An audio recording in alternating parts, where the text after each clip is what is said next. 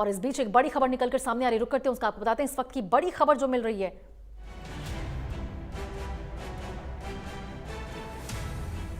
Budget के बाद share बाजार धड़ाम हुआ है, तो बड़ी खबर आपको बताते हैं। बजट के बाद शेयर बाजार में गिरावट देखने को मिली है।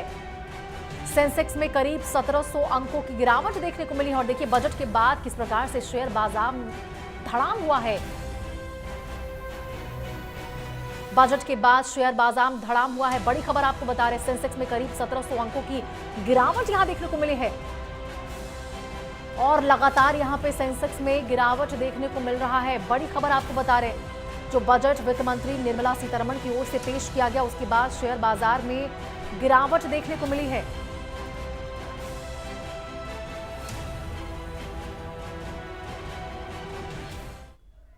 और बजट पर ज्यादा जानकारी के साथ इनपुट हेड दीपक शर्मा हमारे साथ जुड़ चुके हैं लाइव। और दीपक, देखिए किस प्रकार से अभी बजट वित्त मंत्री के द्वारा पेश किया गया और तुरंत अभी जानकारी निकलकर सामने आई है कि शेयर बाजार धड़ाम हुआ है यहाँ पे। जी बिल्कुल, शेयर मार्केट आज अगर बात की जाए, जो शेयर बाजार है वो धड़ाम हुए, कहीं ना कहीं गिरावट वहां पर देखी गई है और भारी गिरावट धीरे धीरे तस्वीर और थोड़ी देर में स्पष्ट होगी किस तरीके से अगर बात करें, क्योंकि इस बजट को लेकर के कितना फर्क रहा और कहीं ना कहीं इसमें कोई दो राय नहीं, एक बड़ी गिरावट शेयर मार्केट में देखी गई है, शेयर बाजार में देखी गई है।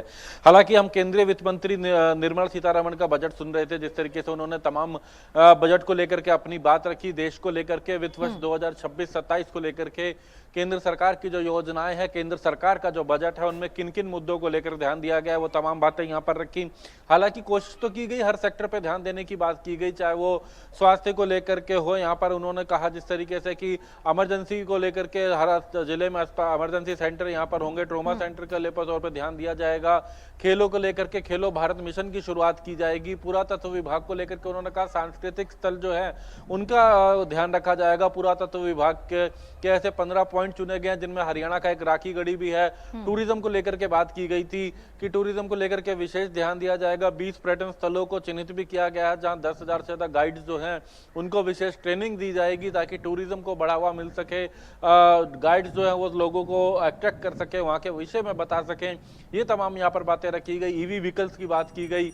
बसों को नॉर्थ ईस्ट में अगर बात की जाए तो नई बसों के परिचालन की बात की गई थी। माउंटेन की बात करें तो हरियाणा, जम्मू कश्मीर, हिमाचल जैसे राज्यों में जो माउंटेन ट्रैक्स बनाने की यहाँ पर बात की गई थी। रेलवे को लेकर के कई ऐसी मुद्दे यहाँ पर रहे हैं जिसको लेकर के बात की गई है। टैक्स स्लैब को लेकर के बात की गई है कि टैक्स स्लैब हालांकि कुछ ज्यादा रियायत तो नहीं है, लेकिन ये जरूर कहा है कि जो कोई भी व्यक्ति ITR भरता है तो उसके लिए उसको आसानी हो भरने में, एक सरल भाषा हो। अब तक कोई भी व्यक्ति ITR भरता है तो अधिकतर लोगों को पूरी जानकारी नहीं रहती, उसके लिए उन्हें CA की जरूरत पड़ती है, चार्टेड अकाउंटेंट की। लेकिन एक सोच ये भी है, आने वाले समय में खुद व्यक्ति अपनी ITR फाइल कर सके, वो अपना लेखा जोखा उसके अंदर डाल सके, अपनी ITR के फॉर्म में भर सके, वो खुद उसके बारे में उसे पूरी जानकारी हो। इसे और कैसे सरल किया जा सकता है, इसको लेकर के उनका कहना है कि इसके लिए प्रयास किए जा रहे हैं। इसके साथ साथ हालांकि उन्होंने कहा कि 1 जुलाई तक का समय इसके लिए है। जो ITR अपना भरना चाहते हैं उसमें कुछ लोगों को अक्टूबर तक का भी प्रावधान रखा गया है।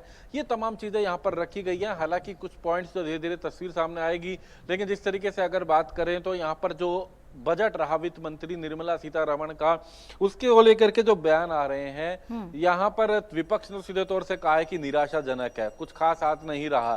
सरकार ने केवल आंकड़ों का गेम खेल करके इस बजट को भुनाने में, यहाँ पर इसको किसी तरीके से उनका कहना है कि सिर्फ एक निपटाने में एक औपचारिकता रखी है। विपक्ष सीधे तौर से कह रहा है कि निराशाजनक बजट था, किसी को कुछ ध्यान नहीं दिया गया है।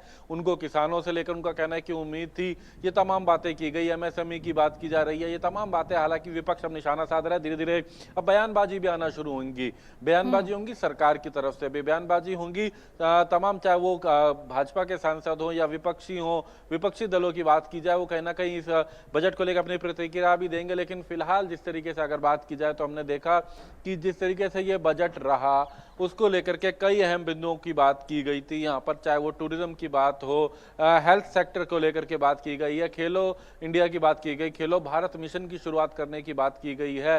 ये ये तमाम पॉइंट्स रखने की बात की गई है, कुछ शिक्षण संस्थानों की बात की गई है, इसको लेकर के यहाँ पर बात रखी गई है। तो इसको लेकर के केंद्रीय वित्त मंत्री निर्मला सीतारमण ने अभी अपना बजट जो है वो यहाँ पर पेश करा, और सुबह से हम देख रहे थे कि किस तरीके से निर्मला सीतारमण सुबह सबसे पहले अपने मंत्रालय गई, वहां पर उन्होंने अधिकारियों के साथ बैठक करी, उसके बाद राष्ट्रपति भवन गई, वहां राष्ट्रपति से मुलाकात करी, उसके बाद वो पार्लियामेंट आती हैं, वहां कैबिनेट की बैठक होती है, उसके कैबिनेट की मंजूरी के बाद 11 बजे उन्होंने ये बजट पेश करा है। और उसके बाद हालांकि अब संसद की जो कार्रवाई है फिलहाल वो तो कल तक के लिए स्थगित कर दी गई है, लेकिन अब इसके बाद शुरू होगी बजट पे बिल्कुल दीपक, देखिए हम और आप सभी बजट लेकिन को सुन रहे थे, और इस बीच देखिए जो मिडिल क्लास, अब सवाल उठता है कि क्या मिडिल क्लास की उम्मीदों पर ये बजट खरा उतरा है। जैसे पिछले साल की अगर बात करें तो यहाँ 12 लाख इनकम पर टैक्स फ्री किया गया था। उम्मीद थी इस बार जो मिडिल क्लास लोग थे उनको कि 15 लाख तक की अगर जो इनकम होगी उस पर टैक्स फ्री होगा। तो अब जो बड़ी घोषणा यहाँ पे इनकम टैक्स को लेकर की गई है कि 1 अप्रैल से अधिनियम लागू होगा, फॉर्म यहाँ पे लागू होगा, तो क्या लगता है नौकर पेशी और जो मिडिल क्लास होंगे कितनी राहत मिलती नजर आएगी उनको? देखिए, मिडिल क्लास को लेकर के हालांकि सरकार ने कहा है कि तमाम प्रावधान की यहाँ पर बात की गई है कि मिडिल क्लास व्यक्ति को, हर मध्यम व्यक्ति को इसका फायदा मिल सके, उसके लिए यहाँ पर ध्यान रखा गया। टैक्स स्लैब में उनको राहत मिल सके, उनका कहना है इसके लिए ध्यान रखा गया है। आईटी सेक्टर को लेकर के इनका कहना है कि ध्यान रखा गया है। हेल्थ को लेकर के इनका कहना है कि जो टीसीएस है उसकी दर 5% से घटा करके हेल्थ और शिक्षा में 2% की गई है। उनका कहना है कि तमाम व्यक्तियों को, इस बिंदुओं को, आम व्यक्ति को इसका फायदा हो, इस बात को ध्यान में रखते हुए इस बजट को सामने रखा गया है। ये तमाम पहलू यहाँ पर निर्मला सीतारमण ने अपने बजट के दौरान रखे यहाँ पर। लेकिन फिलहाल जिस तरीके से हम बात कर रहे थे, चाहे इन्होंने जो, लेकिन खासकर जो विशेष ध्यान दिया वो उन्होंने एमएसएमई की बात की, आईटी सेक्टर को लेकर के उन्होंने बात करी, एआई को लेकर के उन्होंने कहा और विस्तार से इसको लेकर के बढ़ावा मिले ताकि लोगों के लिए और सरल हो, इसको लेकर के उन्होंने ध्यान आई है कि विशेष सेंटर की बात की गई है। इस तरीके से तमाम बातें यहाँ पर इस बजट के दौरान रखी गई हैं निर्मला सीतारमण ने जब इस बजट को यहाँ पर पेश करा। इसके अलावा आईटी सेक्टर को लेकर हम बात कर रहे थे कि आईटी सर्विस के लिए 15.5% कॉमन सेफ हार्बर मार्जिन होगा। ये कहीं ना कहीं एक थोड़ा सा राहत भी रही है, इसको लेकर के हम बात कर रहे हैं। हम पुरातत्व विभाग की बात कर रहे थे तो हरियाणा के लिए भी एक बड़ी बात थी कि राखी गढ़ी को लेकर के, क्योंकि राखी गढ़ी 15 पूरे देश भर के अंदर ऐसे जो है सांस्कृतिक से जुड़े, अगर बात करें पुरातात्विक स्थल हैं जो कि सांस्कृतिक गंतव्य के रूप में विकसित किया जाना है, तो जो सांस्कृतिक गंतव्य जो है उनमें एक राखी गढ़ी भी है। ये पुरातत्व विभाग से जुड़ा हुआ है। अब इसे सांस्कृतिक गंतव्य जो है के तौर पे विकसित किया जाएगा और उसमें हरियाणा के हिसार जिले का ये राखी गढ़ी है जिसको लेकर के यहाँ पर बात रखी गई है। बयानबाजी लगातार आ रही है। हम अभी देख रहे हैं रणदीप सिंह सुरजेवाला ने अभी एक्स पर एक पोस्ट किया है कि हरियाणा का बजट 2026 में नामो निशान नहीं है। इसमें हरियाणा, हालांकि राखी गढ़ी की बात जरूर की गई है, तमाम वर्गों की बात, एमएसएमई की बात की है, लेकिन देखिए प्रतिक्रियाओं का दौर तो लगातार बना ही रहेगा। जिस प्रकार से जो विपक्ष है वो कह रहे हैं कि केवल आंकड़े रखे गए और उसके बाद लोगों के लिए, आम जनता के लिए, किसानों के लिए बहुत कुछ इस बजट में शामिल नहीं हुआ। जो उम्मीदें उनको थी उस पर खरा नहीं उतर रहा है। लेकिन देखिए दीपक, यहाँ पे जिस तरह से सोने और चांदी में लगातार उथल पुथल देखने को मिल रहा था, लोग परेशान थे, व्यापारी परेशान थे, आम जनता परेशान थी, उसको लेकर यहाँ पे खास घोषणा की गई है कि यहाँ पे सस्ता होते नजर आएगा सोना और चांदी।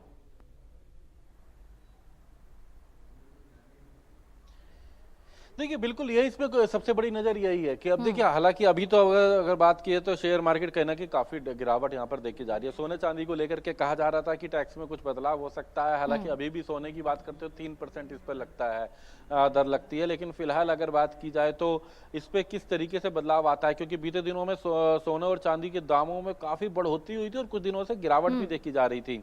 इसके अंदर बात की जाए तो जो दाम है वो धीरे धीरे घट रहे थे, लेकिन आज के इस बजट के बाद, अब इस बजट के बाद कितनी राहत रहती है, किस तरीके से ये अंतर रहता है, ये भी धीरे धीरे तस्वीर थोड़ी कुछ देर में जरूर स्पष्ट होगी। हम तमाम वर्गों के जो तमाम लोग हैं उनके जरूर बात रखेंगे अभी हम कि कितना फायदा हुआ स्वर्ण जो कि कारोबार जुड़े, जो ज्वेलर्स है उनको वो किस तरीके देखते हैं। रियल एस्टेट सेक्टर जो कहा जा रहा था कि एक मंदी आ रही थी, रियल एस्टेट सेक्टर के अंदर कहा जा रहा था कि मंदी आ रही है, रियल एस्टेट सेक्टर को काफी उम्मीदें थी।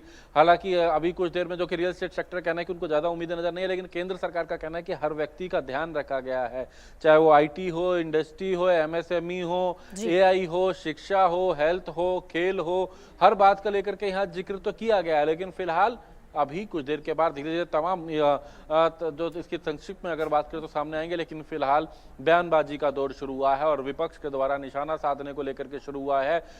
विपक्ष द्वारा कहा जा रहा है कि यहाँ पर झुनझुने केवल रखे गए हैं, आंकड़ों का गेम रखा गया है, लोगों को बहकाने की बात की गई है। हालांकि इसके बाद कुछ देर में डिटेल में तमाम बातें यहाँ पर जरूर रखी जाएंगी इस बजट को लेकर के कि किस तरीके से ये सरल रहा। लेकिन केंद्रीय वित्त मंत्री निर्मला सीतारमण का ये 9वां बजट था लगातार जो उन्होंने यहाँ पर अगर बात करें पेश किया। वित्त वर्ष 2026-27 को लेकर के केंद्रीय वित्त मंत्री निर्मला सीतारमण द्वारा ये बजट पेश किया गया है। जी बिल्कुल दीपक, यहाँ पर देखना होगा कि कितने उम्मीदों पर खरा उतरा, क्योंकि प्रतिक्रियाओं का दौर तो अब शुरू हो ही जाएगा। जिस प्रकार से विपक्ष की ओर से भी कहा जा रहा है कि बहुत ज्यादा ये उस तरह से मायने नहीं रखा है बजट। बहुत बहुत शुक्रिया दीपक आपका हमारे साथ जुड़ने के लिए बजट पर इस तमाम जानकारी के साथ। तो देखिए, केंद्रीय मंत्री वित्त मंत्री यहाँ निर्मला सीतारमण ने बजट पेश किया है। आम बजट 2026-27 उनके द्वारा पेश किया गया।